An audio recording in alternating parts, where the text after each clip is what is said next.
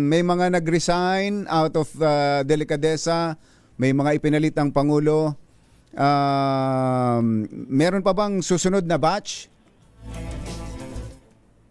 Sa ngayon, wala pa po tayong nararamdaman. So far, di natin po alam kung ano magiging desisyon ng Pangulo at desisyon ng ibang mga miyembro ng gabinete na maaaring mag-resign. Pero wala po ngayon. Wala po. Ang sabi nyo, nag-resign sila out of delikadesa, tinanggap din kagad ng Pangulo. May sarili bang gagawing investigasyon ang palasyo sa involvement o kung meron man sa mga nabanggit na mga pangalan na naging dahilan ng kanilang resignation? Sa ngayon, wala pong gagawin anumang investigasyon kasi voluntary naman po. Voluntaryo po yung pag-resign nila. Nabanggit man ang kanilang pangalan at hindi po kasi kinababahala ng Pangulo anumang sinabi ni Zaldico. Most probably sila Secretary Mina at saka si E.S. Lucas na lang ang sarili na parang sila mismo nabanggit ang pangalan.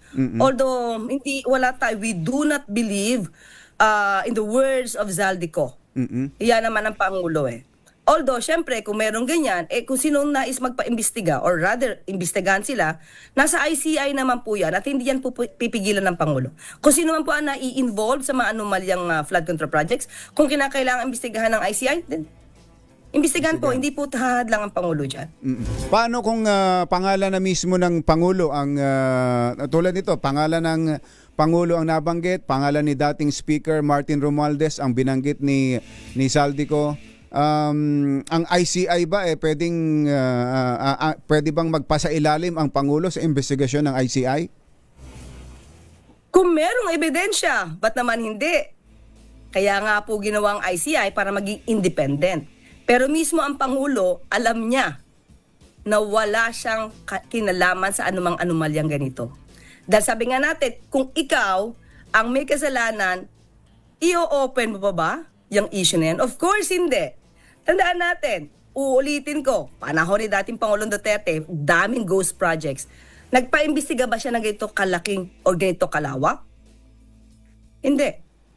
So doon na lang po eh. Kaya sabi nga natin, tayo na mismo, lahat tayo, including the members of the INC, suportahan natin ang Pangulo para matapos itong investigasyon na to at mapanagot ang mga sangkot. Huwag natin siyang pigilan dahil kapag nangyari na siya ay mawala sa posisyon, pigilan po siya. Malamang lahat ng mga ito na nasasangkot ngayon, magiging haya-hayang buhay dahil malamang mahinto sa magiging bagong liderato. So yun lang po. Dalawa na lang. Huwag natin hayaan magkaroon ng bagong liderato dahil malamang ang mga nasasangkot na to magiging happy days again.